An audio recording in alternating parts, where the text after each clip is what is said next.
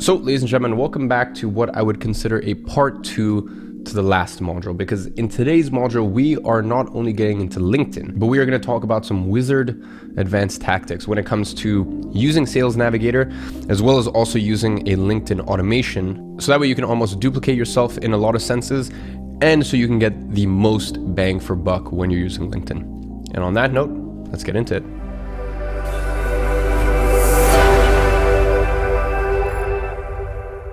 So ladies and gentlemen, in today's module, we are going over LinkedIn automation.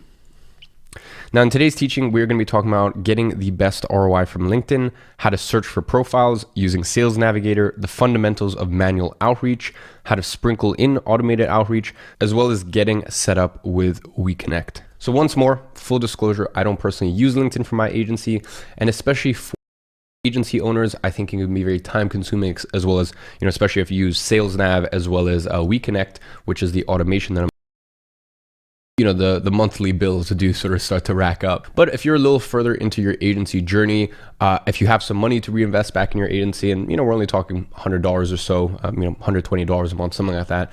I'll get into pricing in just a second. As well as if your niche lends itself well to LinkedIn, then go ahead and watch this module, because it will be very, very impactful for you. If those three things are not the case, do not worry at all. As I said, you are not disadvantaged in any way by not using LinkedIn, and do not feel obligated to pay for these softwares unless the conditions are right for you. And as I said, unless your niche lends itself to LinkedIn.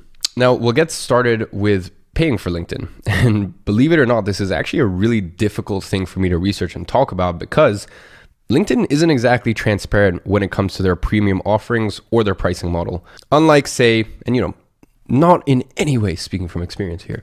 So let's say something like Tinder, right? Where you got Tinder Plus, Gold, or Tinder Platinum, right? And anyone can see the monthly prices or the features. LinkedIn does their best to actually shroud their subscriptions in secrecy. So here's my best attempt to collate their offerings. There are pretty much essentially 4 tiers. There's career, business, sales, and hiring. Now within these tiers, there are further levels between professional, team, and enterprise. The good news is there's only one tier you need to be interested in. So make sure you don't accidentally sign up for, for example, their basic career, or worse still, something like their hiring plan.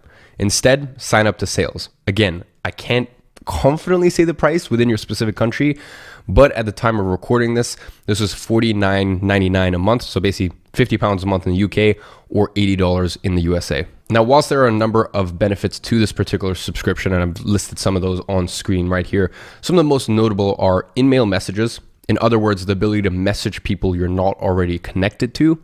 Access to Sales Navigator, where you can actually perform targeted searches and build outreach lists.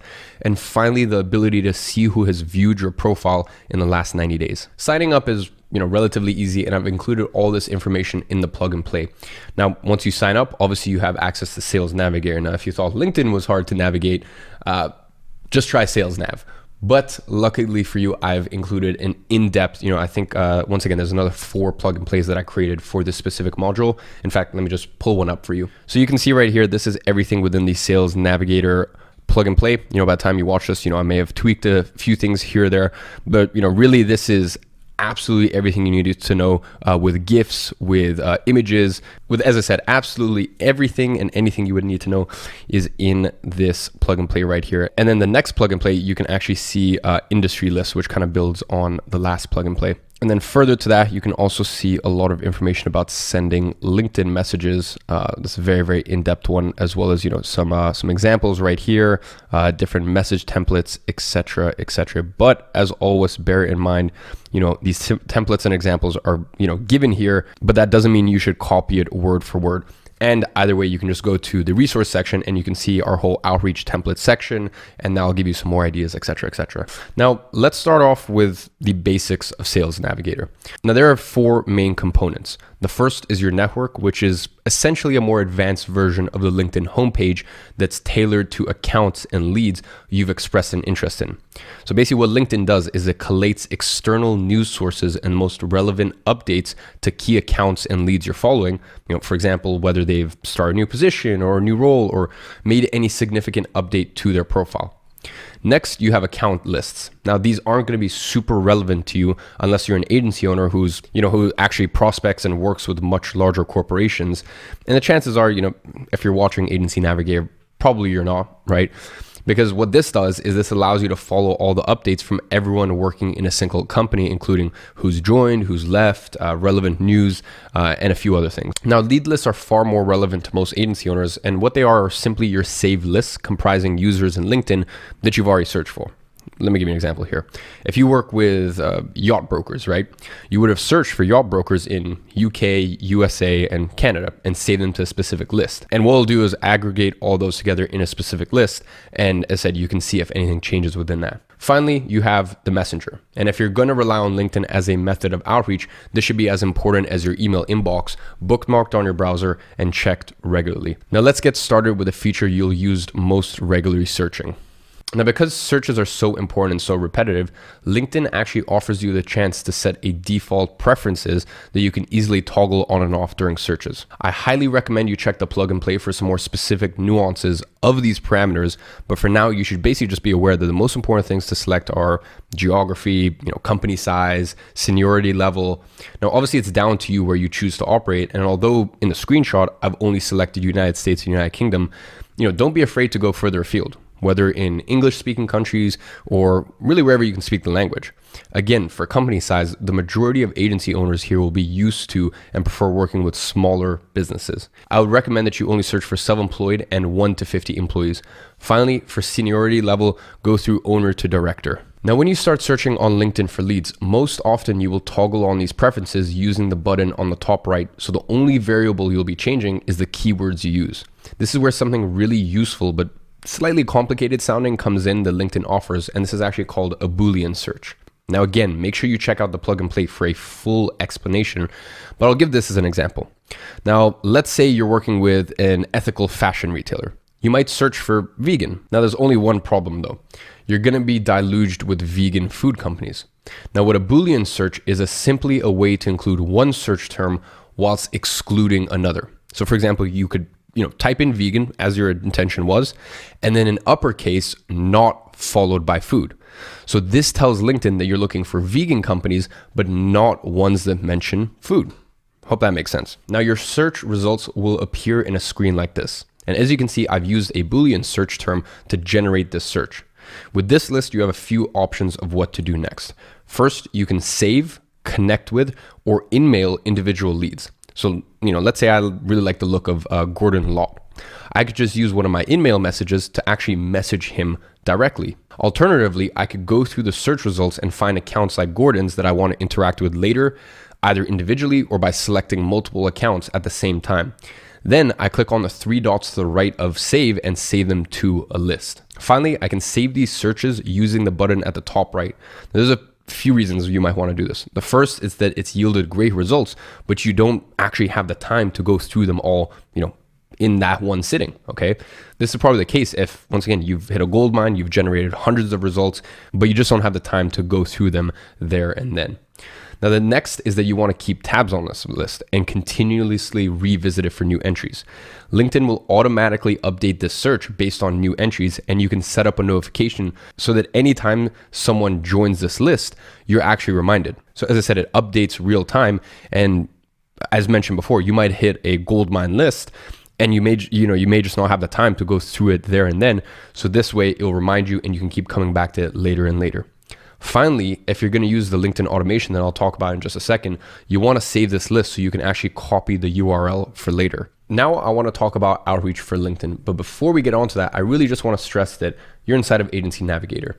And if you haven't already picked up from this program, one of the big rules is just don't be fucking lame. Watch your profanity. Right?